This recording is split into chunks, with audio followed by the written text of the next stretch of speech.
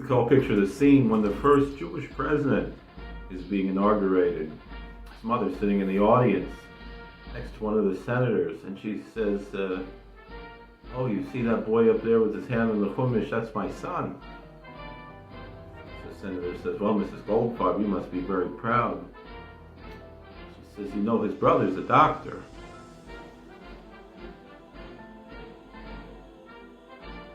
We just read Parshas VaYechi, and Parshas VaYechi has a rather interesting distinction in American history. We often imagine the president being sworn in much like someone sworn into a court case. The hand on the Bible, but the Bible is closed. George Washington, who set many precedents as the first president of this country, actually kissed the Bible much as we kiss a Sefer Torah or a Chumash. And also he had the Bible opened, and it's a matter of dispute whether it was by design or by a coincidence, of which there are no coincidences, and as we will understand, it's by divine providence, that the Bible that George Washington used was actually open to Parshas VaYechi, to the 49th and 50th chapters of Genesis. I've often pondered that perhaps if Washington had picked that passage to be where the Bible should be open, that the intention was that we, as the American people, should receive the blessings that Jacob bestowed upon his 12 sons, as we read in chapter 49. As I contemplated more, I came to the realization that if we know anything about George Washington's theology, we know that he constantly referred to Providence. That was his favorite term for the divine, was Providence. He wasn't much of a church man, but he was a man of deep faith, and his faith was mostly influenced by his own life story, having had a horse shot from under him during the French and Indian War, having had bullets pierced right through his jacket as he was wearing it, and yet he remained unscathed. And he understood that God had a plan for him right from the beginning of time.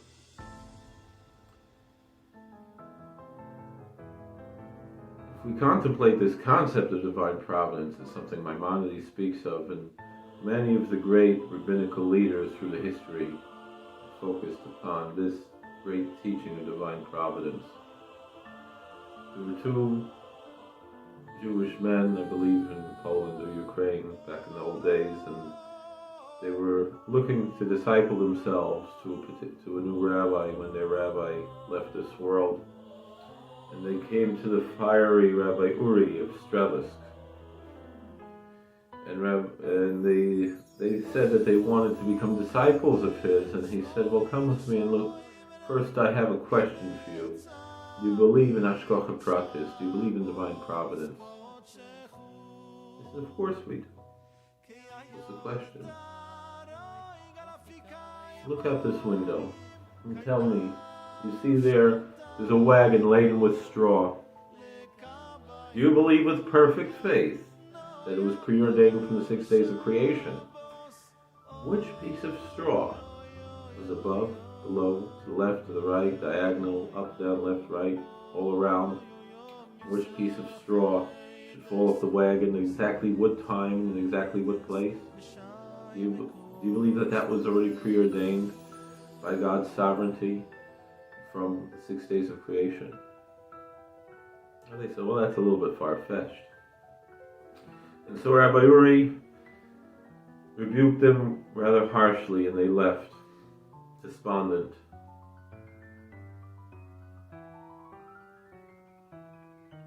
So they started to contemplate and meditate upon this. They came to the realization that to human beings, gold is a very valuable commodity. And silver is also quite valuable, but not as valuable as gold.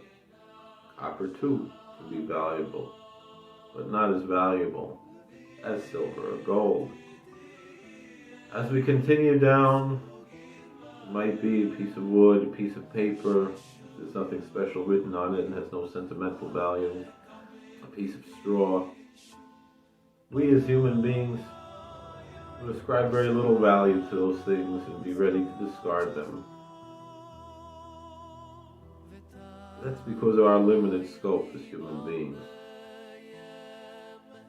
Along these lines, if you ever saw, there was a movie from 1957 called The Incredible Shrinking Man.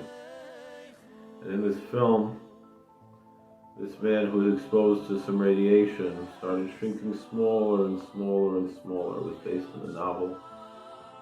I never read the novel, but I've seen the movie many times.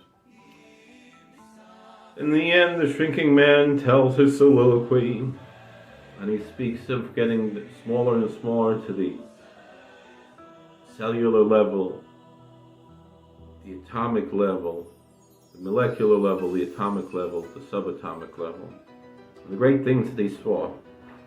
And then he said he realized he came about full circle, and he was able to see things and understand that there's a place where the infinite and the infinitesimal meet. And then he said, I still exist, and to God there is no zero. And ultimately, that's the message that we have here. That what Rebbe was telling them, they understood that to a human being, because of our limited scope, we see things in a limited way, and we ascribe different levels of value to things as we understand them as human beings in our limited scope. But in God's transcendence and in His sovereignty, He has just as much Hashgachah Pratis, just as much sovereignty and divine providence over the greatest angels, the greatest galaxies, down to this minutest subatomic particle. And so when they expressed this to Rebbe, he welcomed them back. He said, now you can be my disciples. And I believe perhaps, knowing how much Washington ascribed importance to divine providence, perhaps, that's why he chose that, not just the blessings of Genesis 49, but the great message, the Mussar of Genesis 50. Because after Jacob returned his soul to his maker and went to the world of truth, his sons approached their brother Joseph, who was the viceroy in Egypt, and said that our father commanded not to take revenge on that which we did to you. And he started to cry, and they started to cry, and they offered themselves in servitude and subjugation to their younger brother. All but one. Benjamin was the only one younger.